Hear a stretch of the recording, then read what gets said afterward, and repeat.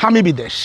ঠোঁটে কেন একটু লিপস্টিক লাগালো, কেন ভালো করে চোখে কাজল টানলো, কেন চুলগুলি ভালো করে আঁচড়ে তারপরে বেনি বাঁধলো, চুলে কেন ফুল পড়লো খোপায়, এই বিষয়টি তার দোষ হয়ে দাঁড়ায়। যদি আপনার বাধ্য হয়ে বউ রেখে বিদেশেই যেতে হয়, তাহলে অন্তত প্রতিদিন একবার নিজের দেশ ছেড়ে যারা প্রবাসে যায় কাজ করার জন্যে, অনেকে দেখবেন একটা বিয়ে করে রেখে যায়, কিংবা তারা 1 বছর 2 বছর 3 বছর থাকার পর আবার ঘুরে এসে একটা বিয়ে করে 2-3 মাস থাকে, তারপর আবার চলে যায়। এখন আজকের যে প্রসঙ্গ, আপনি যে বিয়ে করলেন, যে আপনার বউ বাড়িতে রেখে গেলেন, তার অবস্থাটা কি? আপনি আসলে পরিস্থিতির শিকার, কারণ আপনাকে রোজগার করতে হবে। আপনি বিদেশে গিয়ে টাকা রোজগার করবেন এই সংসারের জন্যে, আপনার পরিবারের জন্যে, পরিবারের সকল সদস্যের মুখে হাসি ফোটানোর জন্যে, আপনার যে সন্তান, ওই সন্তানের ভবিষ্যতের জন্যে, আপনার নিজেরও ভবিষ্যতের জন্যে। কিন্তু আপনি যাকে বিয়ে করে রেখে গেলেন, তার অবস্থা কি? আমরা সামাজিকভাবে একটা কুপ্রথা চালু আছে, যাদের স্বামী বিদেশ থাকে তারা একটা অশ্লীল একটা কথা বলে, যেই সাধারণ কথাটাই অশ্লীল হয়ে যায়। স্বামী বিদেশ, স্বামী বিদেশ শব্দটাকে তারা অশ্লীলভাবে ব্যবহার করে।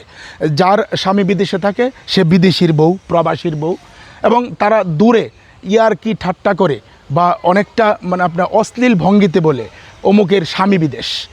স্বামী বিদেশ শব্দটাই কেমন যেন একটা অশ্লীল শব্দ হয়ে দাঁড়িয়েছে আমাদের সমাজে। এখন যে মেয়েটাকে আপনি রেখে গেলেন, সে কি করবে? এই মেয়ে আপনার মা বাবার সাথে থাকবে, আপনার পরিবারের সাথে থাকবে, কিন্তু ওই যে আশেপাশের লোকজন যারা একটু একটু কুমতলবে থাকে, তারা এসে ভাবি, আপা, চাচি বিভিন্নভাবে তাকে আস্তে আস্তে কেমন যেন একটু কাছে আসার চেষ্টা করে। অনেক সময় একটা অ্যাক্সিডেন্ট হয়ে যায়। কেমন হয়ে যায়?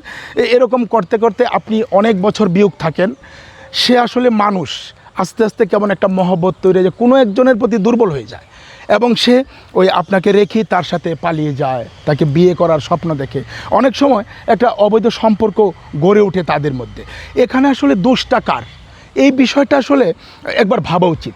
আসলে কি দোষটা এই মেয়েটার, যাকে আপনি বিয়ে করে রেখে গেলেন, নাকি যারা তাকে আসলে বিভিন্ন প্রস্তাব দিয়ে আস্তে আস্তে তাকে প্রভাবিত করলো তার, নাকি বাড়িতে রেখে বিদেশ চলে গেলেন 3 বছরের জন্য, 5 বছরের জন্য আপনার?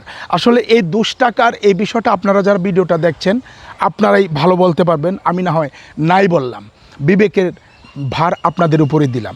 আসলে এই মেয়েটা যখন আপনার এই মা বাবার সাথে, আপনার ভাই বোনের সাথে আপনাদের সংসারে থাকে, তখন কিন্তু আসলে তার যে চালচলন, তার যে একটু ভালো কাপড় পরে যদি ঘুরে, বলে স্বামী বিদেশ, সে ভালো কাপড় পরে কেন ঘুরলো, ঠোঁটে কেন একটু লিপস্টিক লাগালো, কেন ভালো করে চোখে কাজল টানলো, কেন চুলগুলি ভালো করে আঁচড়ে তারপরে বেনি বাঁধলো, চুলে কেন ফুল পড়লো খোপায়, এই বিষয়টি তার দোষ হয়ে দাঁড়ায়, কারণ স্বামী বিদেশ।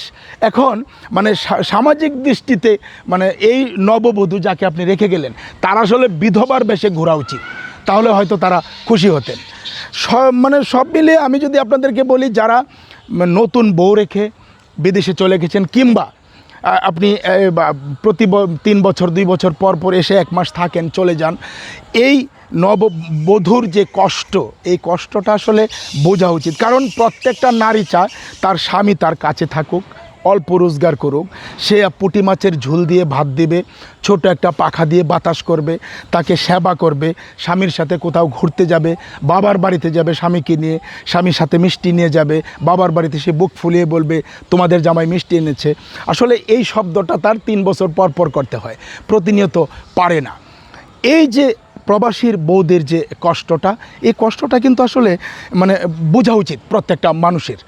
বললাম না যে সে একটু ভালোভাবে সাজলেই বলে স্বামী বিদেশ কেন সাজবে, তাহলে হয়তো অন্য কারোর সাথে সম্পর্ক আছে, যদি নাও থাকে তবুও বলে। এই বিষয়টা নিয়ে আসলে একটু ভাবা উচিত যারা প্রবাসে যান, এবং প্রবাসে যাবেই মানুষ, সারা জীবন যাচ্ছে, এখনও যায়, ভবিষ্যতেও যাবে।